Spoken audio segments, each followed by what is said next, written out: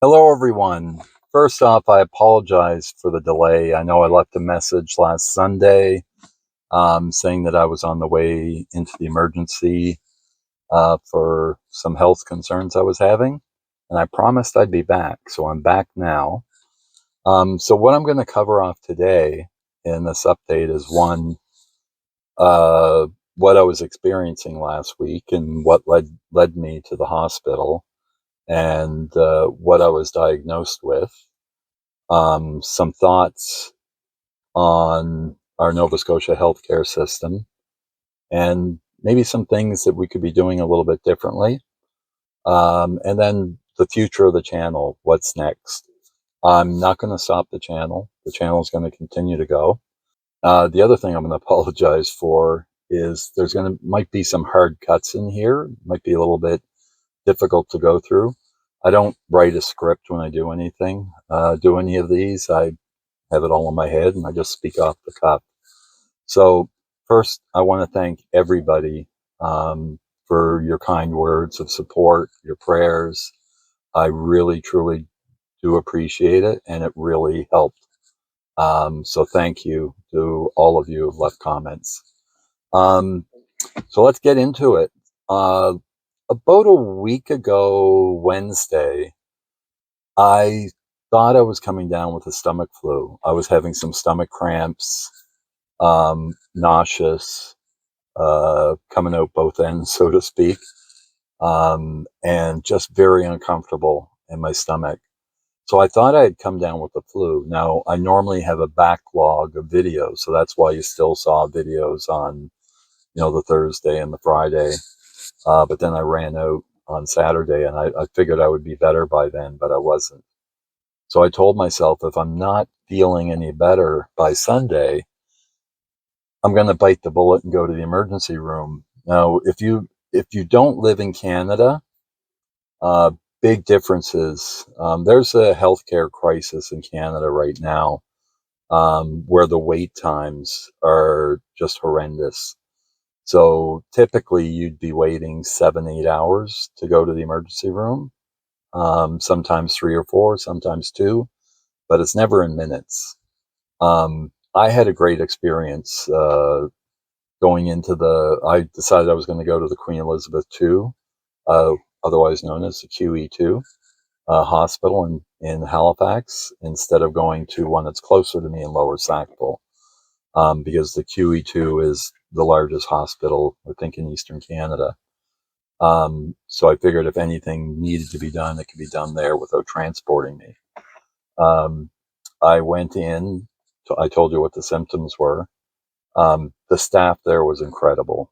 The the intake nurse that checked me in before I went into the waiting line, just incredible. Giving me My blood pressure was a bit high because I was nervous, and she was saying, "Well, what's making your blood pressure high?" Then I said, "I'm nervous about being here and maybe being checked in overnight." I thought it was my gallbladder, to be honest with you, and I was telling her, I have a YouTube channel and I do reviews on food. And if it's my gallbladder, is there going to be foods I'm not going to be able to review anymore? So she was just giving me words of encouragement, trying to rest, make me rest easy and not be concerned about that. So the staff there have been great, from everybody that I was in contact with, just phenomenal. Um, so I was checked in. I waited about an hour, hour and a half to 2 hours before I went into one of the rooms. Nurse saw me right away within that time, took some blood. And then I waited probably about another hour and a half before somebody came back in. And I had read up on gallbladder disease, and the way that you diagnose it is with an ultrasound. So they brought in a wheelchair and took me in to get a CT scan. And then I waited another hour, hour and a half. And then they took me in to get a chest x ray. I thought was kind of weird. What are you giving me a chest x ray for when my problem is in my stomach? I figured that out after. Um, then I waited another hour, and then the doctor came back. And the doctor had told me, I said, "Is it good or bad?" And he said, "Bad."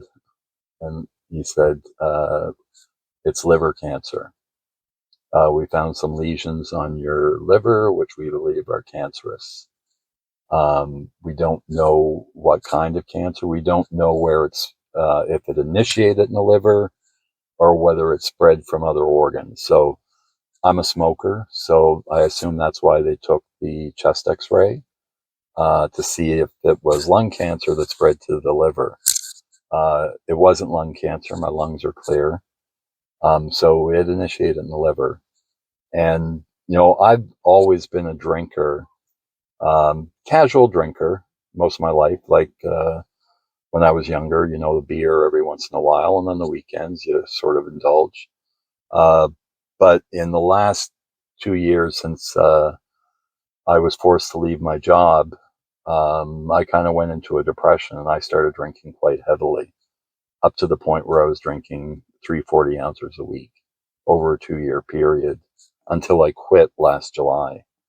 And that's when I started up my YouTube channel to give me something to do that was kind of in the realms of what I did at work, which I was a VP of implementation and for the company that I work for, responsible for implementation of small business in Canada.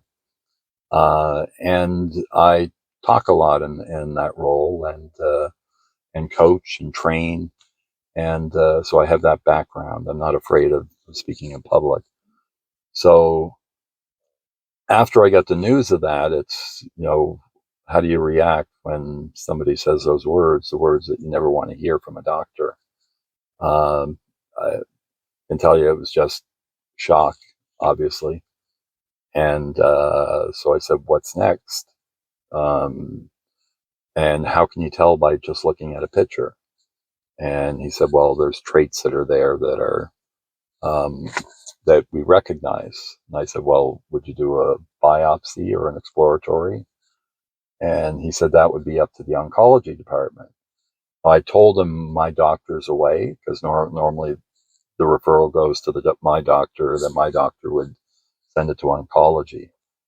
So I had asked him, I said, my doctor's away till June. Is there any way that you could send it over? And he said he did. Now, he said that they needed to do some more analysis of the imagery that they had, and it would be another couple hours. So I just asked him at that point, is there any need for me to stay here for you to look at that? Like, can you just call me in the morning and let me know what it is? And he said, sure. So he called me back in the morning and he said, the good news is we can confirm that it's isolated to the liver. So that's where it originated. So to me, that's good news. It's in one place. Now they just got to get at it, right? So um, I was going to post a video as soon as I heard from the oncologist. It's Friday. Uh, it'll be a week Sunday that I went to emergency and I've not heard from oncology. So that's where I stand right now. All I know is that I have liver cancer. I have lesions, at least based on the imagery.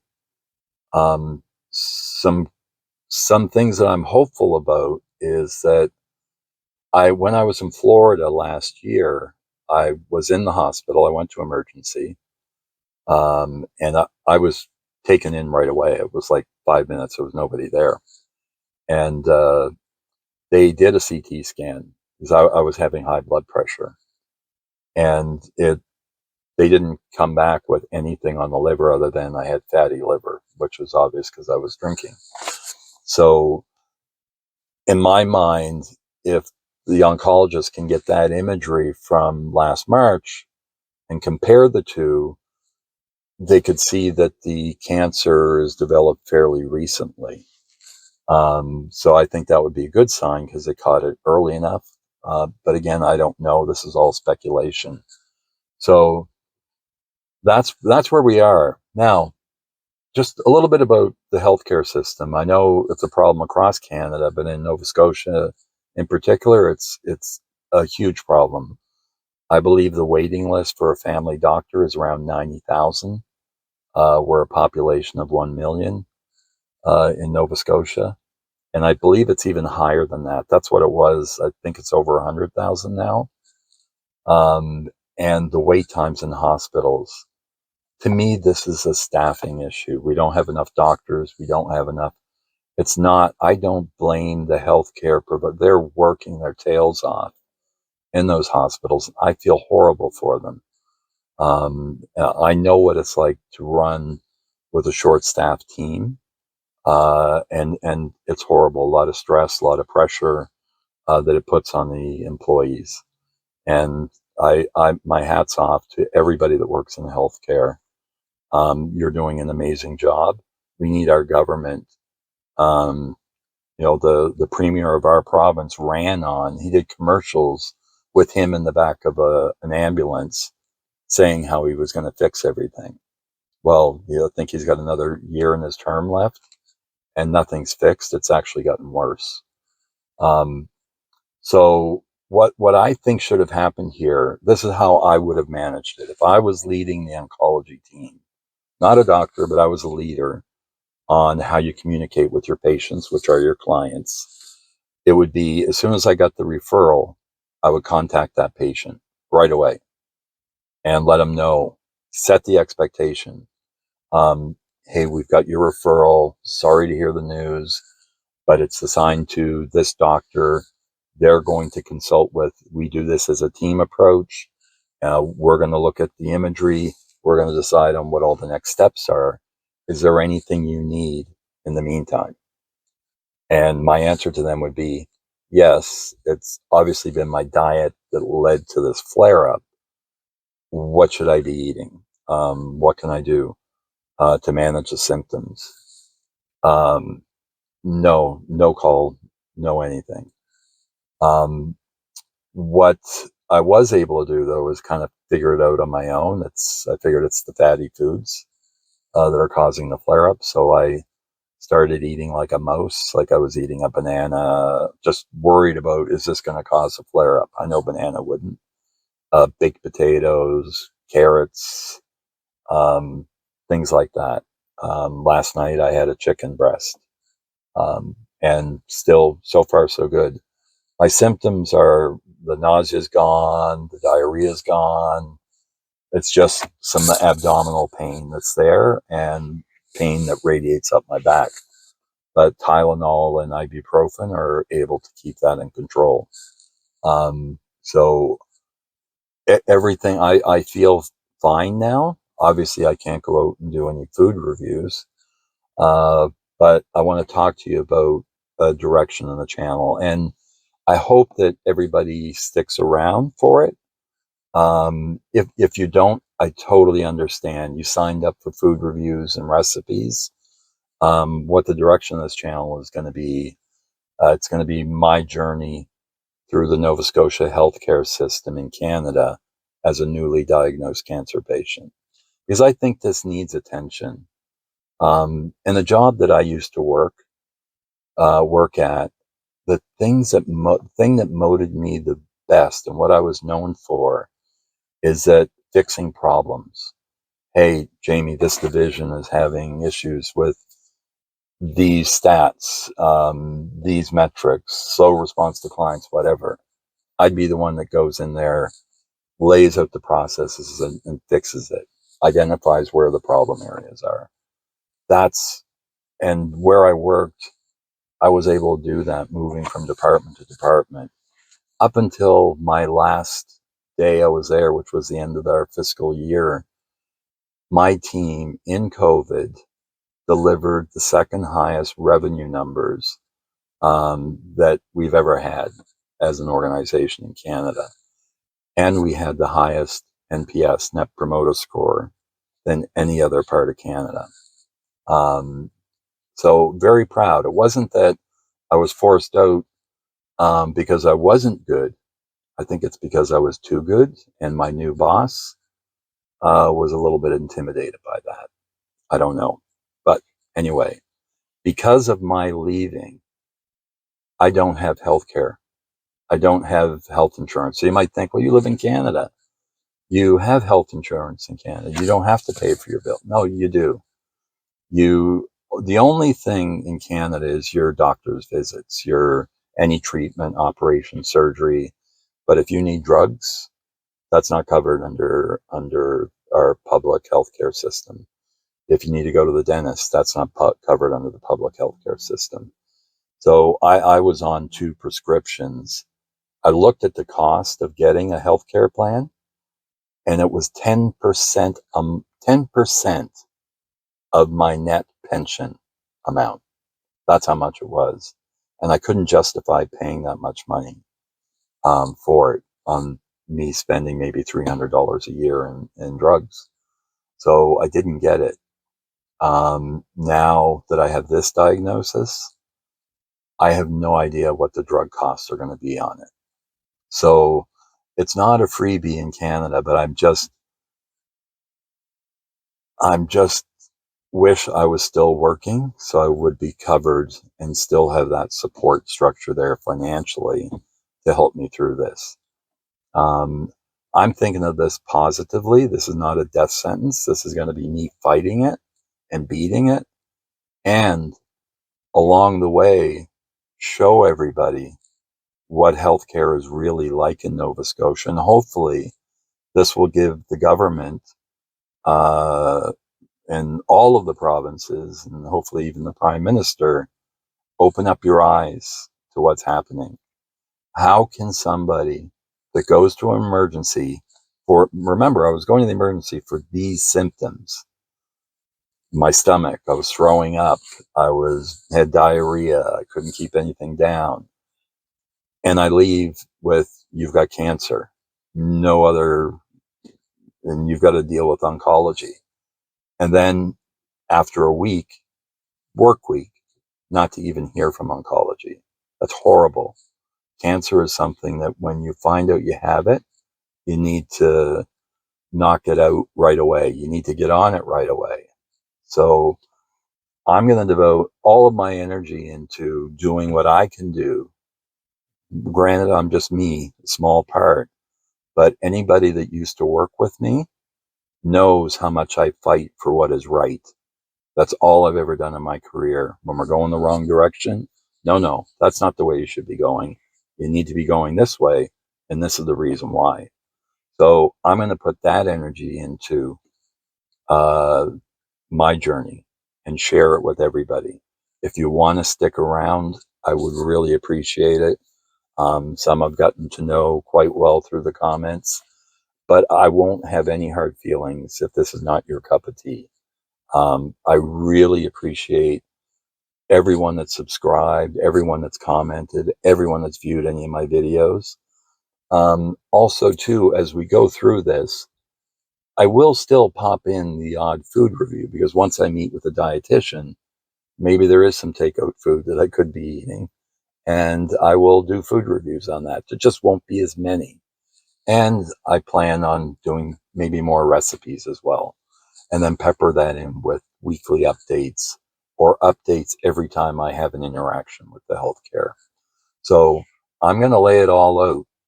And my purpose for doing this is to make change. Change has to start somewhere, and I hope to be a part of that. So that's what happened. Please don't worry about me. I'm feeling fine. A little uncomfortable, but I'm feeling fine.